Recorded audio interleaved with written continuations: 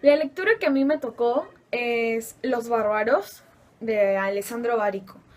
Y esta lectura nos muestra más que nada la historia del vino y con esta historia nos trata de explicar cómo piensan los bárbaros, o sea, el modo de pensamiento y cómo analizar paso por paso para al final tener como que un mapa más general del asunto y cómo tratar de descifrar esto, porque no es tan simple. Entonces, la lectura como dije, nos habla del vino, se remonta a años atrás, más o menos después de la Segunda Guerra Mundial, cuando los estadounidenses vuelven de la guerra, ya ellos habían pasado por la experiencia de probar vino, que no se hacía como ahora podemos pensar en todas partes del mundo. El vino, la fabricación del vino era como exclusiva de la zona de Europa, especialmente Francia e Italia. Y países como Estados Unidos o los de Latinoamérica no tenían, o los de África no tenían, pero o sea, no iban a probar el vino nunca. Era imposible. Porque la fabricación del vino necesita ciertos componentes y una de esas es la temperatura. Necesita tener una temperatura perfecta porque sí, se puede cultivar el árbol de la uva y puede salir la uva, pero la fabricación del vino es el problema. O sea, tiene que haber una temperatura y no lo había en todos lados y solo lo había en Europa. Entonces, después con muchas cosas que pasaron, que cambiaron, como la revolución tecnológica que permitió traer el aire acondicionado y, bueno, inventar el aire acondicionado y así poder mantener la temperatura para la fabricación del vino, es que otros países, gracias a la influencia de Estados Unidos, pudieron fabricar su propio vino y además probarlo, pero el que más fabricó y el que es número uno en la fabricación de vino y en el consumo de vino es Estados Unidos, ya no Europa, que eran los que lo hacían normalmente, muchos años atrás. Eh, y todo esto tiene que ver también con el imperialismo, que básicamente Estados Unidos gobierna el mundo, básicamente. Entonces lo que Estados Unidos quiere lo hacen los demás. Um, Nos dan bastantes indicios en la lectura sobre todo lo que nos van hablando en el texto. Nos cuentan sobre algo y nos dan un indicio de eso. Y al final nos ayudan a unir todos estos indicios para formar el mapa de batalla, que así le llaman, eh, para poder comprender más el pensamiento del horror, porque al final no vas a poder entender bien el horror. Y otra cosa que nos dicen también es que, o sea, esto del vino es más que nada una especie de metáfora o algo así, porque puede, no, o sea, la explicación de los bárbaros va con todo, como lo dice Alessandro Barico, que es el que escribió esto, también explica esto mediante los libros, el fútbol, etcétera, mediante las cosas más comunes que pueden haber.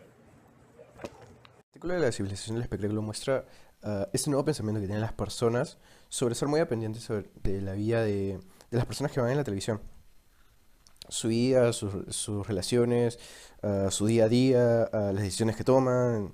ah, y creen que eso es lo principal. Creen que estar pendiente de eso y no estar leyendo o estar actualizándose o aprender un poco más de cómo está el país políticamente, económicamente, socialmente, eso es más importante. Como bueno, presentó en las dos noticias sobre Nicola Porchela, que a pesar de que estuvo metido en muchas cosas sobre ataque a su novia, ah, dice que es un buen padre, que es muy apegado a su hijo, que trabaja mucho. Bueno, solamente porque está en uno de los más grandes canales del país, cree que puede hacer todo legalmente y no sufrir nada de poder ir a la cárcel y solamente por el punto de ser famoso y salir en esa guerra Ah, también lo que muestro en lo otro en la otra noticia es que estamos muy al pendiente también de, de las relaciones como la de Yajaira Presencia y Jefferson Farfán, que en sí no es tan importante como los problemas que podemos estar viviendo en el Perú, que se vive en día a día. Otra cosa que se muestra en el artículo es que el deporte, mejor dicho, el físico, estar bien físicamente, verse bien, está en la cima que lo que antes era lo intelectual, estar leyendo, o las personas con intelectualmente más capaces que otras, que leen, que son muy cultas, han sido cambiadas por las personas que ahora tienen un mejor cuerpo, que están muy bien físicamente. Otro punto es que ahora el sexo es completamente distinto, o el pensamiento del sexo es completamente distinto a lo que era antiguamente, porque ya no se le toma esa religiosidad o ese tabú como se mostraba antes, que eso es pecado o de eso no se tiene que hablar. Ahora es algo normal. Lo raro sería ver una relación que no tenga relaciones sexuales. Y creo que eso es lo que ha cambiado. Que en sí han mejorado muchas cosas, pero también los pensamientos de las personas y cómo viven, son sus decisiones, han cambiado mucho y siempre tiene que haber una igualdad de el ocio, la diversión, el físico, y también la intelectualidad, estudiar, leer. Siempre tiene que estar en la misma posición, nada antes que el otro. De Google explica cómo los beneficios de Google están ligados a la rapidez con la que nosotros los usuarios buscamos información dentro de ella. Por un lado, estoy de acuerdo con la optimización de los servicios que ofrece Google para poner la mayor cantidad de información a nuestro alcance en tiempo real, pero estoy en desacuerdo con la digitalización de los libros de la que se habla al final del capítulo, ya que pienso que arruinaría la linealidad de la narración y haría más difícil la comprensión de lectura, ya que al ser una página web se le van a añadir enlaces, imágenes, y eso va a distraer la atención del lector. Las dos noticias que encontré ligadas a este capítulo, el capítulo 8, es una hace referencia a la PEC, y es: Facebook y Perú trabajarán juntos para potenciar la digitalización. La noticia dice: vamos a conversar de qué manera nosotros podemos capitalizar el esfuerzo de Facebook en crear accesos masivos a la conexión con Internet. Mientras más gente tenga acceso a Internet, más posibilidades de realizar negocios digitales y desarrollar la economía digital. Esto lo manifestó el titular del Ministro de Producción. La segunda noticia es: Google Translate se hace más preciso con su nuevo algoritmo.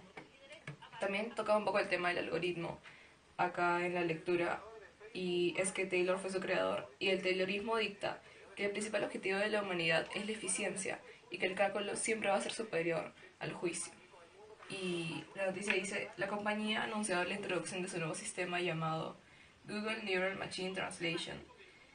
La principal diferencia entre esta optimización de la aplicación y su predecesor radica en que el nuevo modelo se basa en lo que se conoce como redes neurales, las cuales son básicamente un sistema informático que busca emular los procesos que tienen lugar en el cerebro humano. Ya, a mí me tocó la lectura La civilización del espectáculo, que fue una crítica de Nelson Manrique, y habla sobre que en donde el mundo del espectáculo, el divertirse, y el escapar del aburrimiento está siendo mucho más común, pues, ¿no? O sea, hoy en día la cultura está siendo reemplazada por el espectáculo, tanto así que el arte, las letras y la religión son dejadas de un lado. El otro factor de la argumentación de Mario Vargas Llosa dice que la democratización de la cultura se basa en un fenómeno que nació de una voluntad altruista, que ha tenido el indeseado efecto de trivializar y erosionar la vida cultural y la cantidad a expensas de la calidad, o sea, expandirla, pues, ¿no? Y ya, para Vargas Llosa la cultura es un quehacer de pequeñas minorías élites. No cabe siquiera la distinción entre alta, y baja cultura, aunque sociólogos y antropólogos hayan sembrado la confusión sobre una materia tan clara. Por otro lado, los antropólogos establecieron que la cultura era todo aquello que un pueblo dice, hace, teme o adora. Por lo cual él no está de acuerdo, ya que una cosa es creer en todas las culturas, merecen consideración y aportes positivos a la civilización humana, y otra muy distinta es creer que todas ellas, por el mero hecho de existir, se equivalen. La corrección política acaba siendo arrogante, dogmático, colonialista y hasta racista hablar de culturas superiores e inferiores, ya que nuevamente discriminan a las culturas que son inferiores. Y pucha, esto ocasiona muchos desacuerdos en realidad.